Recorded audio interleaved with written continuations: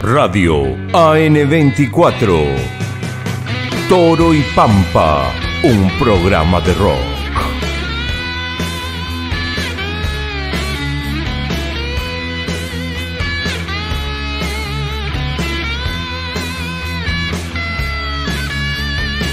Con Toro y Pampa, armé la impronta, iluminando así.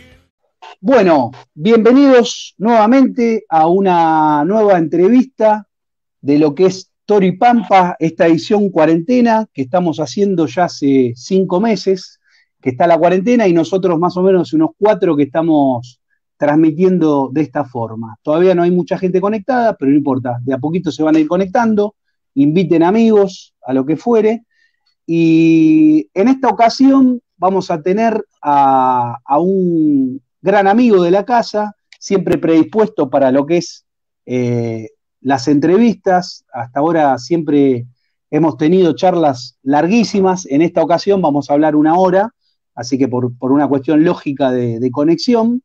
Pero bueno, pronto cuando tengamos nuevamente nuestros estudios y ya de una manera visual y auditiva, lo vamos a tener nosotros, pero bueno, mientras tanto, estamos con esto.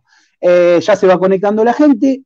Lo que voy a hacer primero, voy a presentar a mi compañero y luego él le va a dar el pie a nuestro invitado, que ya ustedes lo están viendo, o sea, nos están viendo a los 3. Bienvenido, Juan, en esta nueva edición de Toro y Pampa. ¿Cómo Nueva estás? edición de Toro y Pampa, versión cuarentena, una y otra vez versión cuarentena. La verdad, cuareterna, que es un término que ya hemos acuñado.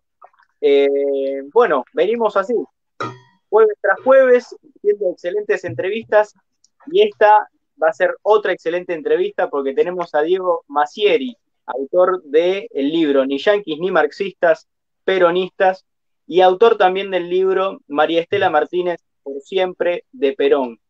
Hoy nos va a estar presentando este mismo libro que acabo de mencionar, sobre, bueno, María Estela Martínez y todas las entrevistas que él ha podido tener en persona con la señora de Perón. ¿Cómo estás, Diego? Así es. Hola, ¿qué tal? Un gusto, compañeros. ¿Cómo andan? Los abrazo desde la distancia a ustedes y bueno, y a todos los que me permiten ingresar a sus hogares a estas horas. Bueno, buenísimo, Diego. Esta es la tercera vez que te tenemos en Toro y Pampa. Ya sos como un abonado en servicio, como diría.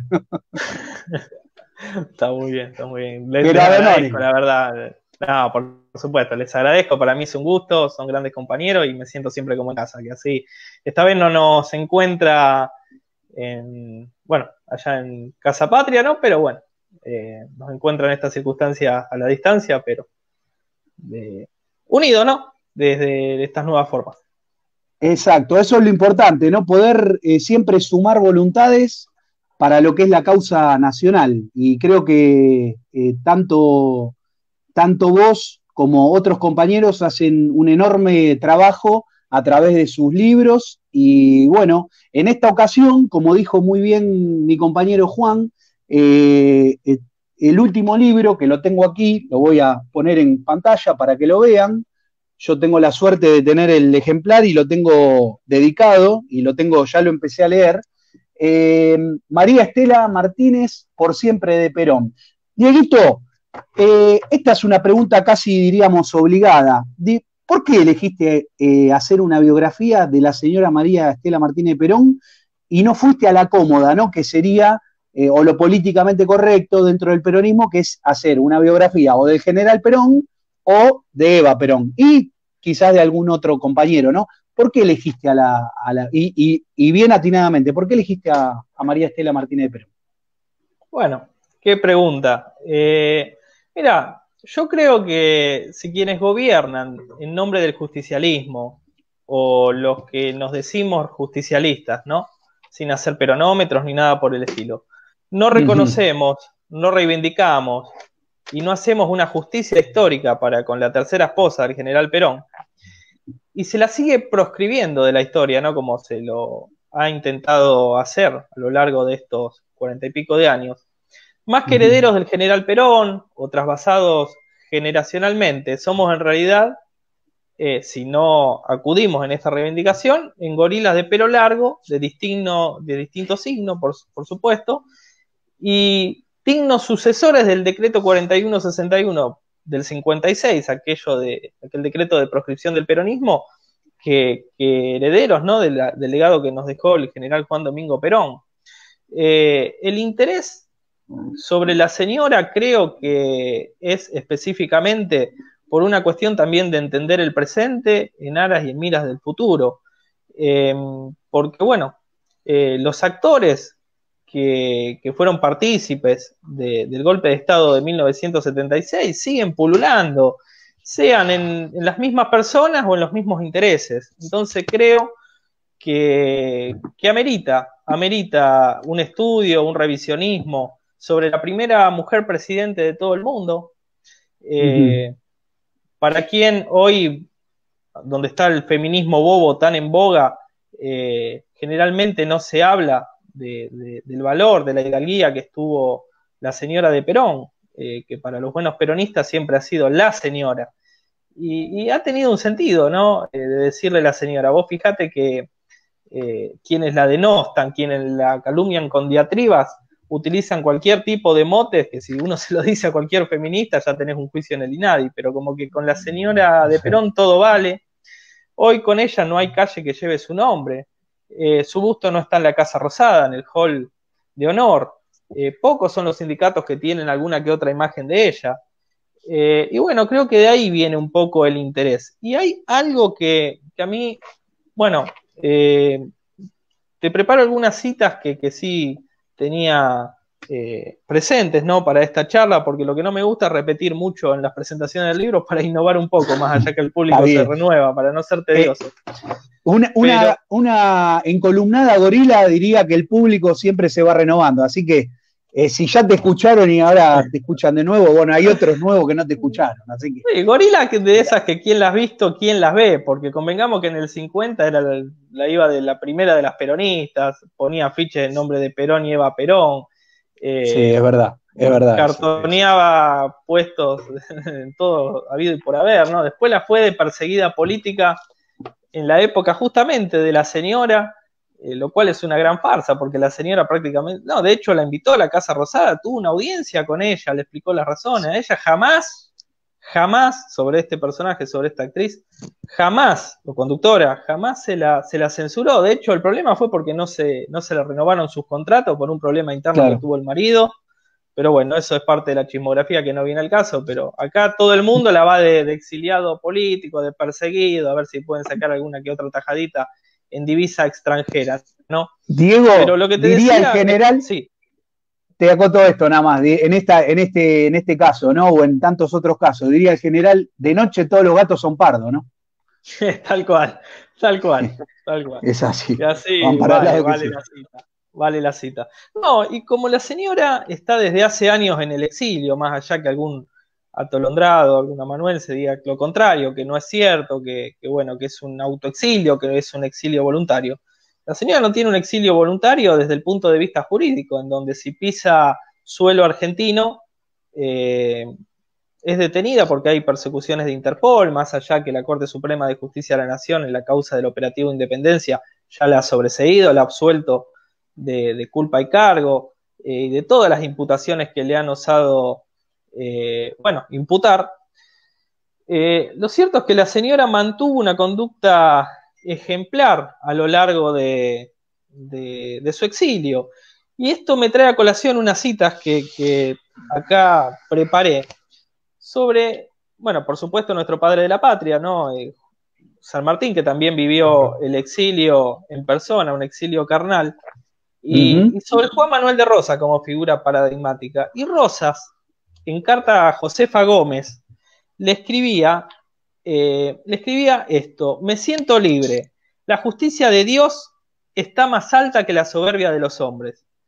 El hombre verdaderamente libre es aquel que, exento de temores infundados y deseos innecesarios, en cualquier país y cualquier condición que se halle, está sujeto a los mandatos de Dios, al dictado de su conciencia y a los dictámenes de la sana razón. En el año 1857, el diputado Nicolás Alvarelos reconociendo casi tangencialmente y sin proponérselo el patriotismo del restaurador de las leyes, proponía una suerte de legislar la historia. ¿Qué es esto de legislar la historia? Él literalmente dijo en el Congreso de la Nación, dice, no puede librarse a la historia el fallo del tirano Rosas. No, señor. No podemos dejar el juicio de Rosas a la historia, porque si no, decimos desde ahora que era un traidor y no enseñamos en las escuelas a odiarlo, Rosas no será considerado por la historia como un tirano. Quizás lo sería como el más grande y glorioso de los argentinos. Y esto lleva a que hacia fines del siglo XIX, Adolfo Saldías, biógrafo, el primero que biografió a Juan Manuel de Rosas, o que se atrevió a biografiarlo, dice, sí. Rosas vivió librado al trabajo diario en su retiro de Stuartling, o como se diga en gringo. En vida modestísima, frugal y severa, resignado con su suerte sin hacer vanos alardes, sin proferir jamás quejas, sin acusar a nadie. Muy pocos extraños sorprendieron su soledad, que solo la presencia de sus hijos le alegraba. Algunos de sus compatriotas le asignaron una anualidad que hacía llevadera su vida. ¿Por qué hago este parangón? Yo tengo una carta de la señora, que es del 20 de diciembre del año 2012, y que en ella, fíjense lo que pone en una de esas líneas, que la tengo publicada por ahí, hace 8 años de esto, miren cuánto, sí, cerca de la Navidad. Sí, sí. Dice, tenemos la gracia de no ser personas vacías por estar llenos de las enseñanzas de nuestro Señor. Y sepa que la humana calumnia y detracciones no deben sernos nunca hirientes. En tanto es el juicio de Dios el que nos importa en esta hora final. Por lo demás, como decía el general, no podrán hacer verdad una sola de las mentiras que esgriman. Solo con la conciencia tranquila podemos vivir en paz. Y esto me trajo en su momento, ¿no? El claro parangón, la clara analogía entre las personalidades, ¿no? de la señora con Juan Manuel de Rosas. Miren esta cita específicamente que hace ella en comparación con lo que Rosas le escribía a Josefa Gómez, ¿no? Y bueno, María Estela Martínez de Perón, desde años vive sobriamente con un estilo de vida muy modesto en las afueras de Madrid, nunca se le conoció escándalo alguno, y jamás osó tener quejas ni reproches públicos contra su patria, más allá de que, bueno, por ahí tengo en parte del archivo personal algunas cartas que eran de su vida privada dirigida a distintas personas que forman parte de mi archivo que fui recuperando en aras de la investigación, ¿no? Quiero decir, públicamente, más allá de lo que ella pudo haber escrito en privado, o a situaciones o amigos personales o a gente del Partido Justicialista, públicamente ella, teniendo mucho para decir, prefirió el silencio, ¿no? Creo que esos son parte de los motivos por lo cual me decidí, porque la historia queda inconclusa, sino los 24 de marzo de 1976 parecerían que se dio un golpe de Estado, pero nunca dicen contra quién se dio ese golpe de Estado, ¿no? Claro, y creo que si no se hace un revisionismo sobre eso, si no se ponen todas las cartas sobre la mesa, muy poca memoria, verdad o justicia puede haber, ¿no? En la historia argentina. Y así, por eso fue que me decidí a escribir sobre la señora. Quiero hacer notar que hay 21 expresiones escritas y discursivas de Perón ratificando a su esposa, y donde él dice, yo respondo como garantía por ella. Y creo que cuando, a ver, para los que respetamos o tenemos simpatía, admiración, o incluso un amor incondicional hacia la figura o la memoria del general Juan Domingo Perón, cuando él habla o ha hablado, los enanos nos tenemos que callar la boca, ¿no? Y bueno, muchas veces en nombre del peronismo se la ha criticado, se han inventado cualquier tipo de diatribas, y lo que intentamos hacer en esta primera edición, ya estoy trabajando en la segunda, con muchísimo más material, actualizada incluso, etcétera, es eso, contribuir con un pequeño eslabón a homenajes que un montón de peronistas hacen a lo largo del país en reconocimiento a la tercera esposa del general Perón. Y es cierto que en cuanto a Eva Perón es algo cómodo, tal vez.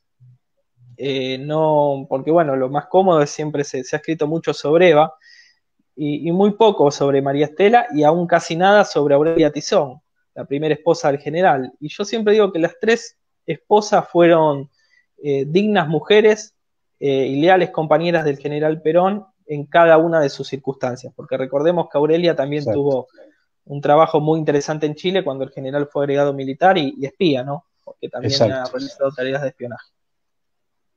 Dieguito, a lo largo de lo que estuviste exponiendo, en donde comparás, haces como una analogía entre lo que es Rosas y la señora de Perón, lo cual creo que es una línea casi, diríamos, inamovible, ¿no? Donde tuvimos a San Martín exiliado en Francia, muriendo casi en el olvido, Juan Manuel de Rosas igual, Perón en su momento exiliado, tampoco podía volver a la Argentina porque corría riesgo de muerte, y ahora con la señora María Estela Martínez Perón, donde también se la ha olvidado, se la ha callado. En esto vos hablaste del peronómetro, ahora es como que están viendo, a ver, viste, como decimos en el barrio, a ver quién la tiene más larga, ahora están con el tema este de quién es el verdadero peronista, ¿no? Hay un montón de corrientes peronistas y resulta que aquellos que en su momento se callaron la boca y asentían todo lo que decía la jefa y el jefe, hoy aparecen como la nueva alternativa del peronismo. Si no vamos a dar nombre, cada uno sabrá. ¿Por qué pasa esto de que ahora estamos viendo de qué manera podemos llegar realmente al verdadero peronismo? ¿Cómo lo ves vos, Dieguito? Más allá de este libro que realmente certifica lo que es el peronismo, ¿no? Nunca hay que olvidarse de todos sus actores, incluso Rucci, también un olvidado. Por supuesto. A ver, hay varias aristas porque es una respuesta muy compleja, ¿no? Pero, a ver, en realidad la figura mítica y de lo que ha representado como algo de realidad el peronismo en la historia argentina, prácticamente no ha tenido parangón y no hay fuerza capaz a lo largo del mundo, lo digo, salvo que algún que otro líder por ahí dando vuelta como nacionalismo de posguerra que haya podido equiparar por lo menos la obra de Juan Domingo Perón, no solo la obra política y económica, sino la obra humanista y cristiana, ¿no? Que eso creo que muy pocos líderes lo han logrado con lo que fue la Fundación de Ayuda Social Eva Perón, que amerita casi una charla específica sobre eso, pero se puede hablar horas y horas de lo que era. Porque acá lo que se recuerdan siempre son las sandeces. Siempre digo, en la historia argentina pasa a la historia lo de las corbatas de las Tiri, supongamos, pero no, por ejemplo, que bajo ese gobierno tuvimos la primera reunión de gabinete en la Antártida Argentina. Siempre pasa o el cholulismo o la tilinguería, este tipo de cosas. Yo creo que Perón, en tanto nacionalismo de posguerra mundial, ha logrado una entidad y una presencia tal que muy pocos pueden ir en contra de su figura, ¿no? Para acceder al poder. Creo que hay mucha conveniencia en esto. Específicamente a mí, bueno, prácticamente a uno lo condenan cuando hablan de peronómetro, que te tratan... Bueno, la señora cuando hablaba de la doctrina en la época del 90 le decían que era de un peronismo nostálgico, que era entendible porque ella era la esposa del líder. Pero acá en esto es clara la situación. El general Perón no dejó herederos políticos, pero sí dejó una herencia política. Y yo creo que muy pocos han osado, incluso cuando estuvieron en el gobierno algunos, hablar del modelo argentino para el proyecto nacional, de seguir los lineamientos del plan trienal. Esa es la verdadera herencia política del general Perón, por más que no haya dejado herederos políticos, salvo el pueblo como algo general. Y es cierto lo que decís, ¿por qué? Bueno, cuando algunos estuvieron no se hizo, bueno, no sé, a mí no hay que preguntármelo eso porque yo no estuve ahí. No, yo no te quiero meter en una interna, ni mucho menos. El tema es que me llama poderosamente la atención y quizás tu trabajo hizo que muchos que no hablaban de Isabel, o cuando se hablaba de Isabel, quizás estaban del bando que la denostaba, hoy están viniendo para el lado que la reivindican, porque como bien dijiste vos antes, fue la que fue golpeada el 24 de marzo del 76, y hoy cuando se conmemora esa fecha, la izquierda sale a la calle olvidándose que ellos fueron parte de ese golpe, ¿no? Entonces, bueno, claramente la izquierda y muchos compañeros que la traicionaron a la señora, ¿no? Sí, además de la Junta Militar, obviamente. Por supuesto, sí, la izquierda, el Partido Comunista hizo solicitadas aplaudiendo el golpe militar, Hay incluso madres y abuelas de Plaza de Mayo que algunas públicamente han dicho que ese día colocaron banderas argentinas en sus balcones, festejándolo. La verdad que el gobierno de la señora de Perón ha tenido logros y laureles incontrastables a lo largo de la historia. Se pueden decir muchas cosas a favor, algunos lo hacen en contra, pero a ver, a ella se le acusaba de no tener una buena oratoria y sin embargo fueron los bien hablados los que fundieron el país. Hoy el parangón de la humildad y todo ese verso que hacen sobre todo la gente de la Unión Cívica Radical Alvearista es Arturo Illia, con lo que representó Arturo Illia. Se hacen toda una moda cuando figuras más modestas y humildes en la historia argentina en cuanto a dirigente política, como la señora de Perón, en realidad genuinamente tengamos que, se la puede querer o no, pero con una mano en el corazón, no tiene parangón ella, ¿no? En ese sentido. Y bueno, es lo que decís, el 6 de febrero de 1976, Balbín y compañía, ese Balbín que en su momento dijo en un discurso público que los partidos políticos estarán a su lado, señora, en nombre de su esposo muerto. A mí siempre me llamó la atención esos videos porque al general siempre lo trata al Balbín como al muerto. Se recuerda la frase de, pero esa frase que yo la siento hasta despectiva por cómo lo dicen, ¿no? Y bueno, otros se quedan con lo de este adversario que despide un amigo, pero a mí siempre me hizo ruido cómo se refirió siempre como al muerto y al muerto. Y ese Balbín que dijo eso, el 2 de julio de 1974, el 6 de febrero de 1976, salió no solo a golpear los cuarteles, como siempre hizo la Unión Cívica Radical, ¿no? Por supuesto, alvearista, hago la descripción, ¿no? Fue no solo que salió a golpear la puerta de los cuarteles, sino que en todos los diarios contribuyó al discurso desestabilizador y golpista.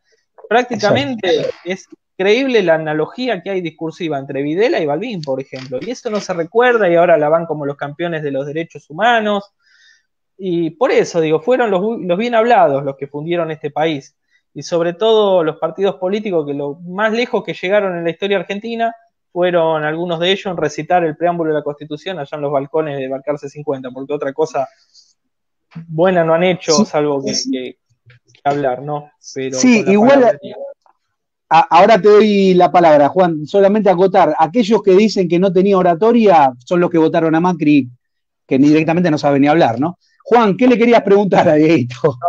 Absolutamente, la verdad que las sílabas al gato no le salían ni del alma, más o menos. Pero yo lo que quería, no era una pregunta, sino una acotación. O sea, observar cómo constantemente, desde los dos brazos del cuerpo, digamos, de la izquierda y de la derecha, se hizo el complot hacia el verdadero movimiento nacional, ¿no? Y por sobre todo, cuando ese complot se lleva a cabo es porque las cosas en todo caso se estaban haciendo bien. Es decir, el gobierno de la señora estaba realmente llevando un proyecto nacional. ¿Es así, Diego? O sea, realmente es claro que es así, pero ratificalo con tu conocimiento. Mira, yo ahora estoy, como les dije y les adelanté, armando la segunda edición, dado que la primera ya está casi agotada, y bueno, por una cuestión de extensión, muchas cosas tuve que seleccionar, qué iba, qué no, por los costos en esta Argentina inflacionaria, ¿no? También, mira, se me ocurre, tanto que hablaron del Rodrigazo, resulta que ahora estamos peor que ese proceso económico y los militares golpistas nos llevaron al 444% de inflación anual, eso eran los salvadores de la República, ¿no? Pero bueno, claro. Y multiplicaron por 10 la deuda externa, ¿no? También. Encima. Cuando la señora no contrajo un solo peso ni dólar de empréstito, siguiendo las directivas de la línea política de su esposo, por supuesto. Pero sobre esto, en particular sobre la pregunta de Juan Bautista, a ver, ya en el 72 los diarios prácticamente auguraban un nuevo golpe de Estado después de la venida de Perón. Se pueden ver los diarios La Opinión, por ejemplo, con los titulares. las cosas que decían que las Fuerzas Armadas eran un león que volvían a la cueva a lamer sus heridas para volver a acechar pronto. Y había todo un run run y la posibilidad de una gran hipótesis. Recordemos que el general Perón volvió a la Argentina no para ser presidente, él quería armarnos sobre, en base a su línea geopolítica, su idea geopolítica, volver a ser una suerte de representante, ¿no?, de un plan continentalista. Mañana justamente voy a dar una charla sobre geopolítica justicialista, porque es algo que nunca más se habló. Desde el 24 de marzo de 1976 no tenemos más escuelas de geopolítica. Claro. Y le dice Juan Bautista, es cierto, hay una frase premonitoria del general Perón, que él decía: si alguna vez llegase a haber otro golpe, el pueblo quedará tan derrotado que el retorno constitucional solo servirá para garantizar los intereses del imperialismo y de sus lacayos nativos, una cosa así decía, que es premonitorio. Exacto. Y hoy, qué sé yo, parecería ser como que el principal enemigo de un gobierno es un diario, cuando en esa época había todo un espectro político de derecha a izquierda saboteando el proceso constitucional. Y lo que más bronca da es que hoy son los campeones de los derechos humanos, o los que aparecen como los campeones de los derechos humanos. La mayoría de ellos, ¿no? Salvo honrosas excepciones, que se arrepintieron o que hicieron su autocrítica genuina. Pero sinceramente, el 24 de marzo de 1976 culmina un proceso que venían iniciando por izquierda y por derecha en esto de sabotear el orden argentino, como decía el historiador británico Firth, ¿no? Como no sea mediante una guerra civil devastadora, iba a resultar difícil cómo desactivar la Argentina potencia del general Perón. Eso está en su libro La Argentina, justamente, y es del año 72, un año antes que venga el general. Y nos crearon esa guerra civil devastadora, con el apoyo de los servicios de inteligencia extranjeros, los intereses extranjeros. Acá no es teoría del complot. Y ahora, sobre lo que pregunta Juan Bautista, a mí lo que me interesa justamente, tal vez, compartir con ustedes, que no lo he dicho en otra charla, es que estoy trabajando para la segunda edición en archivos desclasificados del Departamento de Estado americano, que esos ya son públicos y se pueden consultar, y muchos de ellos son bastante palpables sobre lo que opinaba el Imperio del Norte sobre la señora de Perón, sobre sus medidas nacionalistas y sobre todas las aristas de su gobierno y en todos sus aspectos. Eso es bárbaro, porque ahí se entiende y hay cosas muy elocuentes sobre cómo primero sobre las causas del golpe, porque la señora, como siempre digo, la derrocaron por sus aciertos, no por los errores humanos que cualquiera podemos tener. A ella la derrocan por sus aciertos. Y creo que no ha habido gobierno en la historia primero que haya conseguido tantas conquistas en tan poco tiempo, salvo el gobierno del general Perón y de Eva Perón. La señora de Perón gobernó solo 20 meses y creó legislaciones de vanguardia legislativa. No sé, la ley de contrato de trabajo es algo de vanguardia, la positivización del artículo 37 de la Constitución del 49, y al día de hoy, gracias a Dios, la tenemos, y algunos en nombre del peronismo quieren soslayarla. Ahora hablan de flexibilizar un poco las condiciones, de que hay que ayornarnos a los lineamientos internacionales en materia de trabajo, y todas esas cosas que son peligrosísimas, ¿no? Y algunos lo hacen, los gorilas siempre lo han dicho, anarcoliberalismo, qué sé yo cómo se llama, disparate que no resiste ningún sustento, vaya y pase, pero que lo digan algunos en nombre del peronismo es muy grave. Es muy grave la situación.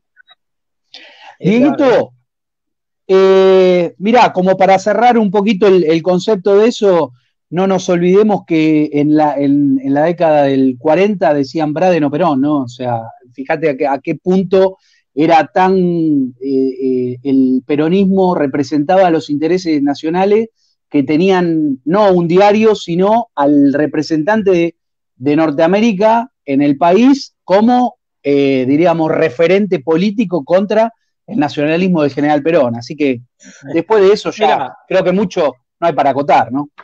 No hay mucho para acotar, pero como te decía, estaba preparando una clase de geopolítica para mañana, pero eso fue lo que pasó en la prensa y lo que, también la inteligencia de la propaganda política dio en su momento en publicitar como algo para marcar la dicotomía, el contraste.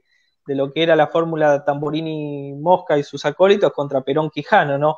Pero el tema de la persecución a Perón no viene desde el año 45, viene desde noviembre del año 43. Hay ya documentos del Departamento de Estado, de la CIA misma, desclasificados, que son elocuentes total en cuanto al miedo que le tenían al general Perón, al ascenso político del general, cuando todavía no había ni acaecido el 17 de octubre de 1945 con aquel subsuelo de la patria sublevado. Y muy pocos lo saben, pero a ver, los Estados Unidos de América, prácticamente hay hasta documentos que prueban de que se tomaron contacto con el Ministerio de Relaciones Exteriores brasilero, el Itamaraty, no sé cómo se dirá en portugués, para justamente bombardear Buenos Aires en el año 44, que si los brasileros no se prendieron, los brasileños, fue gracias a Getúlio Vargas, que se opuso férreamente, pero todo el Consejo de Relaciones Exteriores entabló contacto, hubo desplazamiento de fuerzas. Eso es interesante y es un capítulo que va mucho más allá del folclore Braden o Perón, es algo concreto. Y repito, cuando el general todavía no tenía, bueno, ya en el 44 por supuesto tenía ya una posición política como ministro de guerra, vicepresidente de la Nación, secretario de Trabajo y Previsión, pero no había acaecido el hecho mítico y significativo del 17 de octubre, ¿no? De nuestro Día de la Lealtad. Todas esas aristas son interesantes también porque, bueno, no se cuentan en la historia y quedó en el folclore el Braden o Perón, que no es una leyenda simplemente. Llegó a episodios siniestros, significativos, que gracias a Dios, bueno, colocó a Getúlio Vargas en la presidencia en su momento, ¿no? Si no, no sé cuál hubiera sido el cantar. Ni hablar. Diego, volviendo un poco a lo que es el libro, porque la verdad que el peronismo da para hablar y mucho, y tiene una historia tan rica, y sobre todo esa historia de defender la soberanía, cosa que hoy está totalmente entregada, ¿no? ¿Cómo hiciste vos? Pues yo empecé a leer el libro, todavía no lo terminé. Hay muchos datos, pero que diríamos de la infancia de la señora, dónde estudió, dónde fue que hizo, dónde tomó la comunión. ¿Cómo hiciste vos para llegar a primera mano de toda esta información tan rica, ¿no? Para la historia de ella. Bueno, primero tengo un archivo personal grande, modestia aparte, de chico me ha gustado la historia, sobre todo la historia del nacionalismo, del justicialismo, y bueno, tengo un gran caudal de documentos, algunos original, inédito, que bueno, que tengo en mis pagos rosarinos, que no los tengo acá por alguna cuestión de la vida de nómade que uno vive de esto del alquiler, como siempre digo, pero he recabado documentación de chico. En cuanto a lo personal, familiar de la señora, tomé contacto, por supuesto, con alguien que la considero una amiga, una hermana prácticamente, que es la única familiar que se habla con la señora, que me proporcionó muchas cosas desde lo familiar, para mantener también la tradición histórica de su ascendencia familiar, etcétera. Eso en cuanto a la vida íntima, personal y familiar de la señora. Y después, en los aspectos en que yo tenía alguna duda, en cuanto a circunstancias, hechos o personas, directamente fui a la fuente. He tenido el honor varias veces de hablar telefónicamente con la señora, y bueno, muchas de ellas me la ha aclarado personalmente. El tema de su casamiento, por ejemplo, con la ayuda de una persona de perfil muy bajo que le asiste en todo momento a ella, siendo digna, bueno, como la señora es, con perfil bajo, ¿no? Muchas veces lo he molestado para preguntar, qué sé yo, datos del casamiento, porque no era... Claro. Pavón Pereira decía una cosa, la historia oficial decía otra, entonces como que no había una condescendencia en los discursos hasta que, bueno, me lo aclararon directamente con la fuente, que era con la señora. Y con la señora, bueno, he tenido el honor, como dije, en varias oportunidades de hablar directamente, telefónicamente con ella. Claro. De hecho, bueno, creo que no sé si lo he dicho o no, pero bueno, una de las últimas conversaciones que he tenido con ella es porque está muy triste, dolida, disgustada con el asunto de la desidia que hay en San Vicente, donde está sepultado el general Perón. Ha llegado a sus oídos el estado de abandono de la quinta y ello la ha tenido muy dolida, y así, bueno, Eso fue una de las cosas que he podido intercambiar con ella, ¿no? Dentro de su edad también, de Claro. estar en lo que se puede, pero bueno. Pero no, he ido a la fuente, ya he dicho, en lo que yo tenía duda en cuanto a circunstancias, hecho y personas, y después gran material tengo en el acervo documental que he recopilando, reunido, que me fueron dando personas que estimo mucho, que quiero mucho, de todo, con total gentileza. A mí, por ejemplo, la compañera de vida de Herminio Iglesias me regaló 2 álbumes preciosos de fotografías, que si bien hay pocas en el libro, por una cuestión de extensión, no se pueden poner todas, pero la verdad que son fantásticas, son fantásticas. Y bueno, la generosidad de un montón de compañeros que fueron actores en esa época,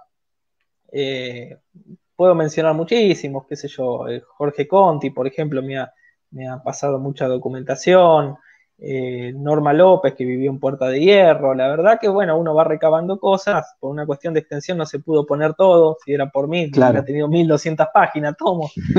Y me arrepiento ahora al haber seleccionado, por qué seleccioné esto y no esto, por ejemplo. Claro. Pero bueno, confío en tener una segunda edición ampliada y poniendo absolutamente todo lo que uno puede llegar a tener, ¿no? Diego, sí. Disculpa que te interrumpa. En esto, bueno, vos me dijiste que le hiciste llegar un ejemplar a la señora y que te había agradecido casi emocionada por lo que vos habías escrito. En algo que hayas escrito vos, ¿ella se sintió como que no recordaba eso, ese momento, y como que le refrescaste la mente o no? Viste que a veces pasa de que uno se olvida de ciertas cosas y a veces cuando te lo cuenta otro vos linkeás directamente y volvés a ese recuerdo, ¿viste? Que quizás lo habías olvidado. ¿Pasó eso o no? Sí, no, bueno, por ejemplo, en el dato específico del casamiento, yo coloco una fotografía, por poner una de tantas, y una fotografía que estaba la señora, había 2 sacerdotes. Resulta que esa fotografía era de nada más y nada menos el día del casamiento con el general Perón. Y eso me da la punta de tomar los detalles de cómo fue el casamiento, porque acá en Argentina la versión oficial de la Secretaría de Prensa que decía que fue en la iglesia de La Paloma, Pavón Pereira, en cuanto biógrafo del general y bueno, ha escrito también una pequeña biografía de la señora, decía que fue en la iglesia de La Paloma también, en base a la de la Secretaría de Prensa, pero bueno, también después se decía que fue en la iglesia de la Merced. En rigor de verdad, la señora se casa en un domicilio particular, en Sea Bermúdez 55, en la casa de un matrimonio muy amigo del general Perón y de ella, del doctor, que era la familia Flores Tascón, el doctor Flores Tascón. Y después, bueno, uno va tomando aristas. Por ejemplo, ella ha contado que el que la casó, para mí siempre fue el padre Elías, que era el sacerdote de la familia Mercedario, ¿no? En España, resulta que el padre Elías estuvo en el oficio, pero el que en rigor de verdad otorga el sacramento fue un sacerdote teatino, el padre Moré Serrá. Bueno, hay cosas aristas que fueron surgiendo, eso sí, tangencialmente, ¿no? Claro. Más eso como ejemplos te puedo dar. Pero bueno, veremos en una segunda edición ampliada si se pueden poner lógicamente más datos específicos, porque historias hay muchas que hemos compartido con la sobrina, por ejemplo, de ella a raíz del libro ha recordado algunas cosas, qué sé yo, que cuestiones cotidianas, por ejemplo, que le hacía empanadas a Ava Gardner, la famosa actriz que vivía enfrente de Perón en la calle Arce 13, que después tuvieron un problema vecindario ahí, donde Blas Piñar, que era vecino del general Perón, que en realidad Blas Piñar fue el que hizo bueno, el instrumento público de casamiento, entre esto lo saben muy pocas personas. Los denunciantes contra Ava Gardner fueron Blas Piñar y el general Perón por ruido molesto de noche. Esas situaciones cotidianas que no escapan ni a los grandes hombres y prohombres de la historia, ¿no? Pero bueno. Lo leí eso, llegué a esa parte, la leí y me reía, sí, porque es una cotidianeidad en la cual uno no se lo imagina, Perón, y menos a esta gente, diríamos, teniendo un problema vecinal, ¿no? Y sin embargo vos lo reflejás ahí, y la verdad que le da una nota de color a lo que es el libro. Sí, o sea, esto para que vean la cantidad de detalles que hay, ¿no? No, bueno, sobre los detalles en sí, que ahora en una edición ampliada voy a ver. El problema es la extensión y los costos. Ese es el gran problema de imprimir un libro en Argentina, por mí. Pero hay detalles hermosos. Y cuando vos me preguntabas, o Juan Bautista, sobre esto de que, claro, lo cómodo es hablar de de nuestra jefa espiritual de la nación, de la señora Eva Perón, porque hay muchísimo, de la señora hay muy poco, y en base a esto yo lo que siempre digo es que ella lo conoce al general no en la época de esplendor, lo conoce en el pleno ostracismo.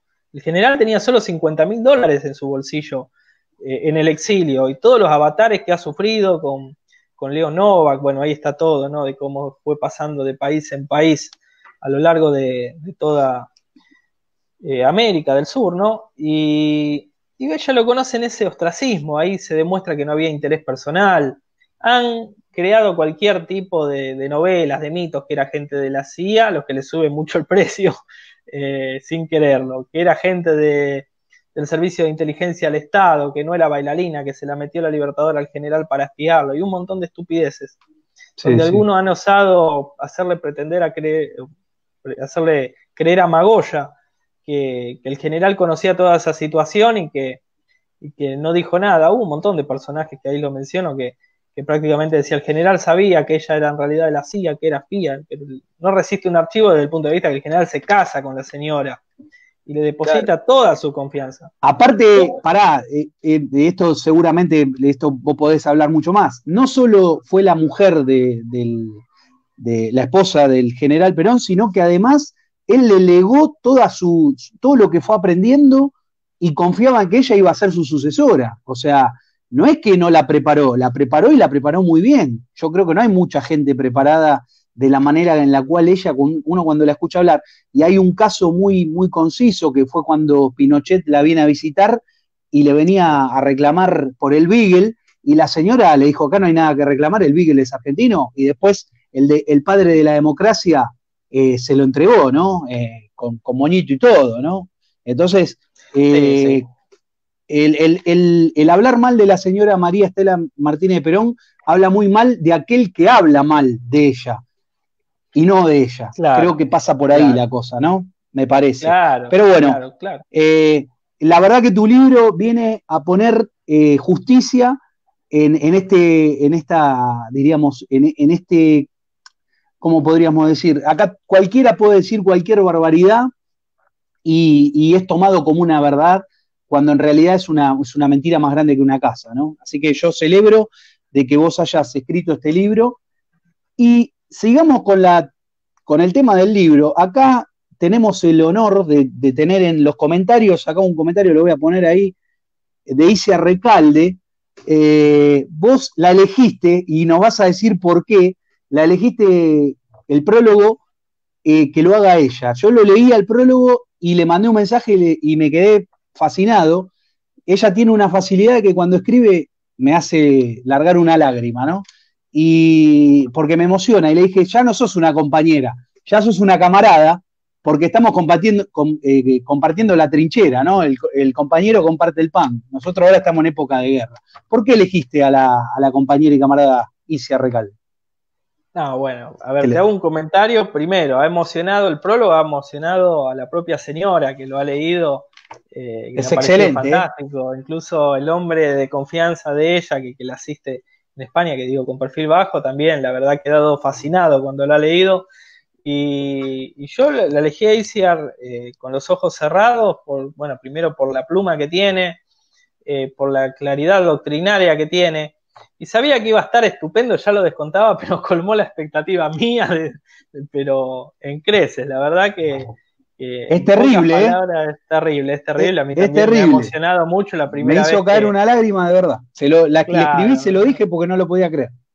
Y todo el mundo me dice lo mismo. Bueno, incluso a la propia señora la ha emocionado mucho. Esto lo hago público porque, tengo por ahí un audio en una conversación tripartita, le llamo yo muchas veces, unos tejimanejes que hay que hacer para hablar, qué sé yo, que la señora llama a su sobrina, a esta familiar, y su sobrina me llama, ponemos altavoz y hablamos como los locos por ahí, ¿no? En estos avatares, y estaba encantada con esto del prólogo, y lo de Isia es fantástica. Yo no veo los comentarios, pero ahora me entero que está conectada, le mando un beso enorme. Sí, te saludó y todo ahí.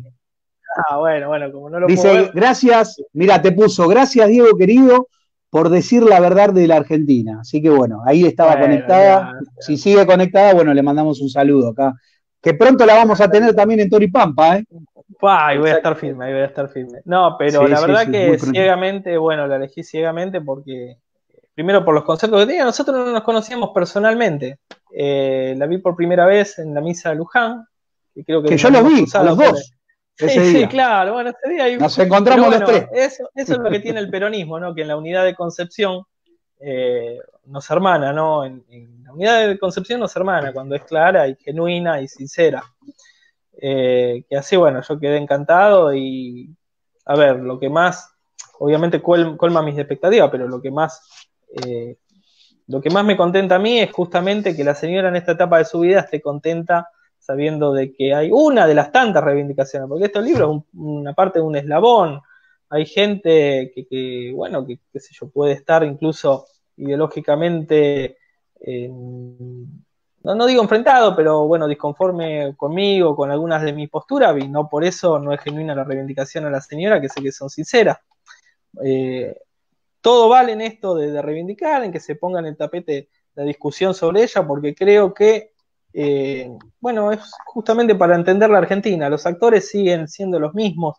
La señora tuvo la valentía de meter, por ejemplo, preso al directorio de Bungibor, y hoy parece que nos hacemos los peleados uno con otro, pero los intereses supranacionales siguen gobernando la nación, hay planes de balcanización y nadie hace nada.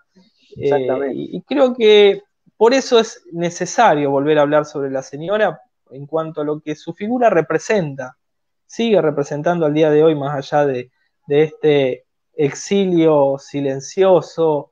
Y bueno, creo que eso es lo que vale, ¿no? Rescatar la experiencia histórica y política. La señora fue la presidente que dicta legislaciones de avanzada, como dije, la nacionalización de la boca de expendio del petróleo y los hidrocarburos, y la última que tuvo una proyección geopolítica astuta, inteligente. La señora, eh, muchos dicen ocupó, a ver, la señora recupera territorio en las Malvinas. ¿Quién hizo eso con esa astucia? Ella prolonga la pista de Puerto Argentino, instala YPF en plena Isla Soledad, el Banco de la Nación Argentina. Muy pocos saben todo eso.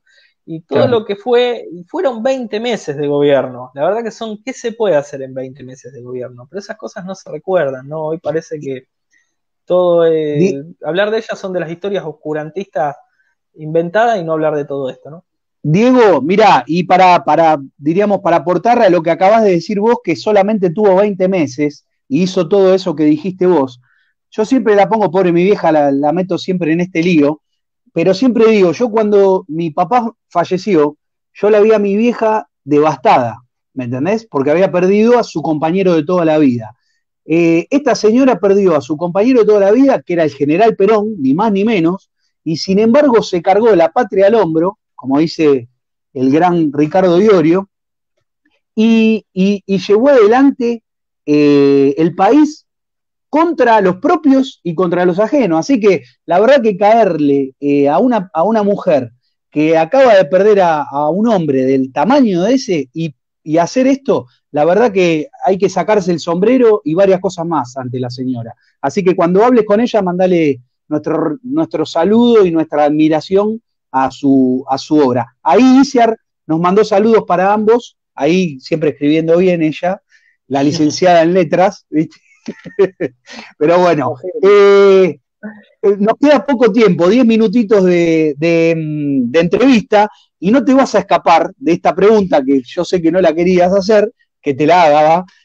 Acabo de nombrar a Ricardo Iorio. ¿Cómo nace esta relación de Diego Masieri con el juglar de la prosa actual y patriota? Contanos un poco, porque yo cuando vi la foto de perfil de WhatsApp digo, ¿qué pasó acá? ¿Qué pasó? No, ¿cómo que no la quería hacer? No, nada que... No, a ver, te estoy haciendo un chiste. para clarificarlo, soy muy amigo bueno, casi con un cariño maternal con alguien de su familia que seguramente está mirando y que le mando un beso enorme. Conozco, bueno, a su hija, a su yerno, que también les mando un cariño enorme, seguro deben estar mirando.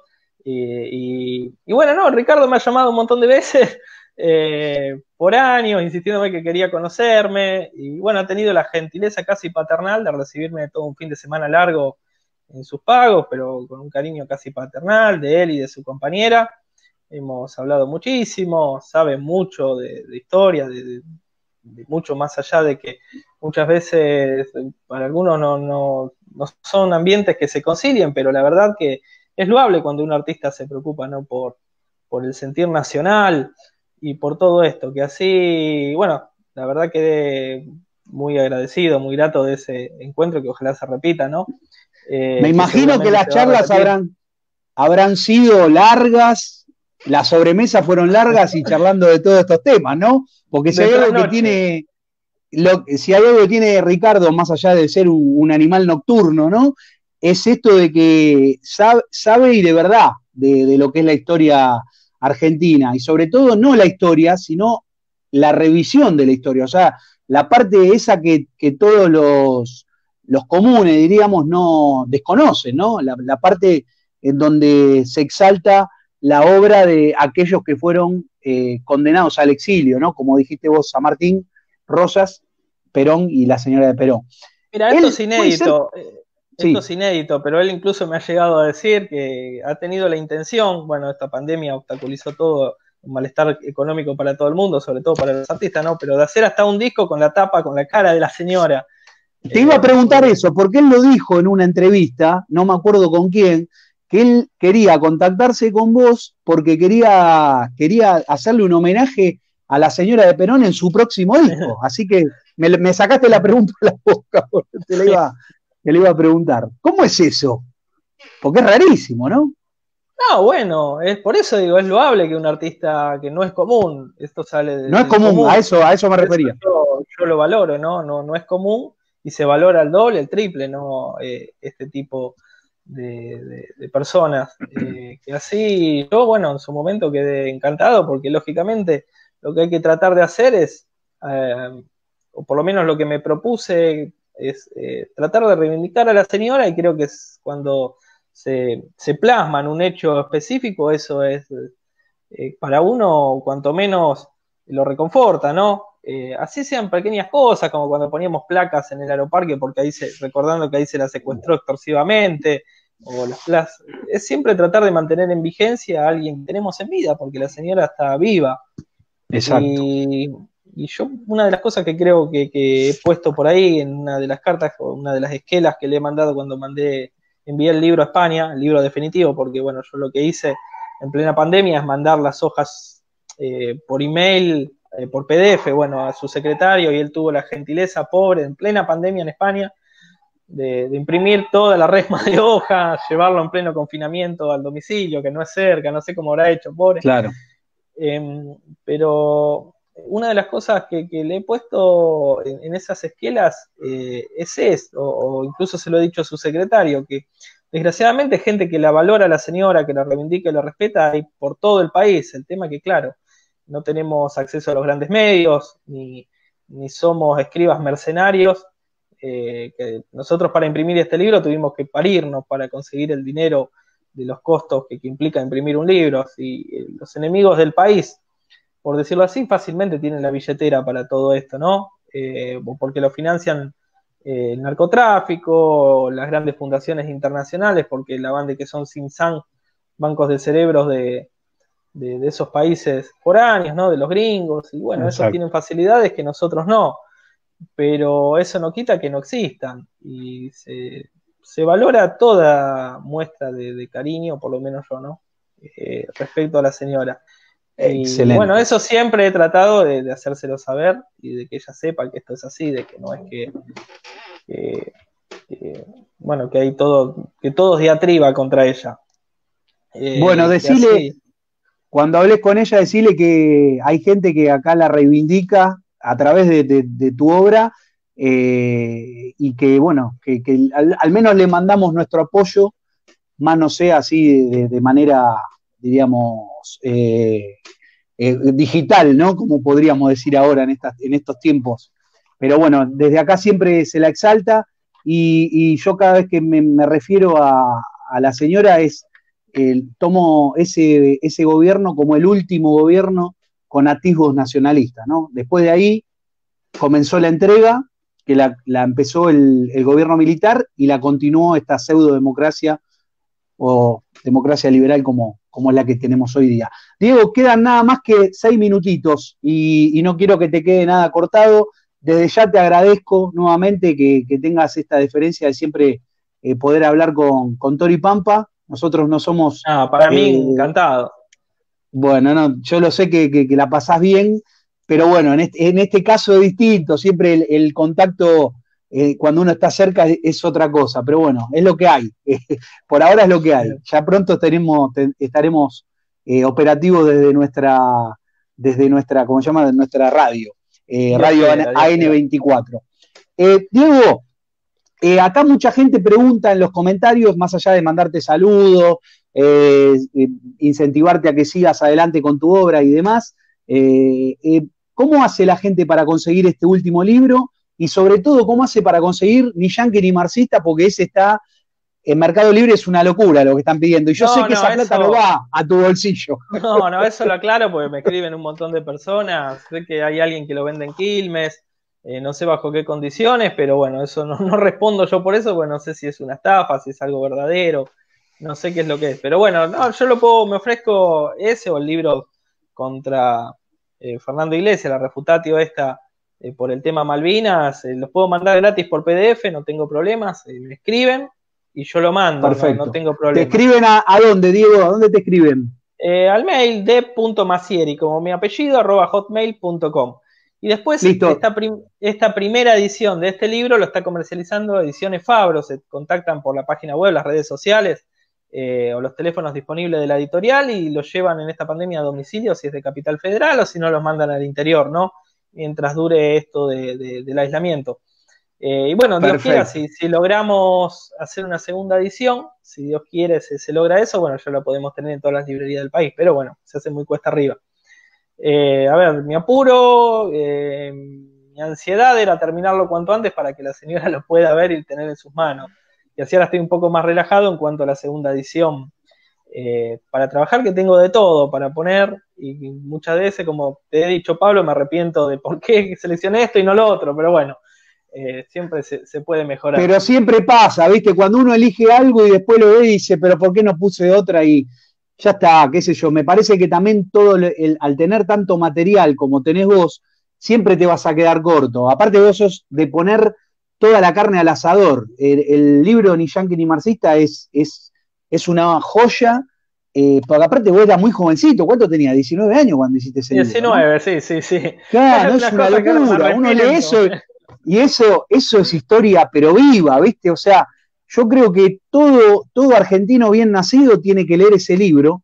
Por eso estaría muy bueno que hables con la gente de Fabro y que lo reediten, porque ese libro tiene que estar, lo tiene que leer todo el mundo para entender un poco de qué va la cosa y de qué juega la historia argentina con lo que nos dicen, con lo que realmente es. Así que ahí están tirando que se puede conseguir en la página de Pablo Dávoli, otro gran patriota. Sí. Ahí está el PDF gratis, claro. Exactamente, así que bueno, cualquiera puede entrar ahí y nosotros en nuestra descripción, Juan, cuando haga la descripción del video que se va a subir a YouTube, en el canal de Tori Pampa, vamos a poner los links y el mail de Diego Massieri. ¿Dale? Excelente. Todos los enlaces. Exactamente. Diego, ya nos quedan 2 minutitos. Te agradezco nuevamente y cuando esté operable la radio te vamos a tener seguramente con nosotros. Pero para mí un gusto. No pude ver los comentarios, pero los abrazo a todos, a los que saludaron, que me has dicho. Y les agradezco por invitarme. Ya como te dije, como anfitrión, yo me siento como en casa. Cuando quieran nos vemos y seguramente, bueno, seguiremos. Mañana, mira, Diego, hay una cosa, todos los Vescobos te están escribiendo y todas maravillas, ¿no? Así que vos sabés. Bueno, un cariño enorme. Le mandamos un saludo a toda la familia. Y a Juan, a todos, un cariño enorme. Gracias por estar siempre del otro lado. Y bueno, mañana, para el que quiere, nos veremos en un cursito de geopolítica peronista, que la verdad es un tema que me fascina. Ahí en la Escuela de Conducción Política que dirige Hugo Melgarejo. Perfecto. El que entren a tu Facebook y entran al link. Sí. Ahí está. Sí, pero perfecto. Es un tema que apasiona. Diego, te despido. Te mando un gran abrazo y que sigas bien, ¿eh? Gracias, compañero. Gracias, Juan Bautista. Gracias, Pablo. Y gracias a todos los compañeros. Que siga bien, Nos Diego. estamos viendo. Nos vemos. Un abrazo enorme. Hasta luego. Dale. Bueno, así pasaba Diego Masieri por Toro y Pampa. Juancito, querido, gracias por hacerme el aguante y por haberme enseñado esta plataforma. Está excelente, la verdad, la plataforma esta está excelente. Nos podemos ver todas las caras muy, muy bien, con buena definición y bueno, lo mejor que es los tres juntos, ¿no? En sincronía y con, como decía Diego, con igualdad en la concepción. Bueno, Juan, Diego, les mando un gran abrazo, terminamos la sesión y nos despedimos como siempre con Viva la Patria. Viva la patria. Gracias a todos.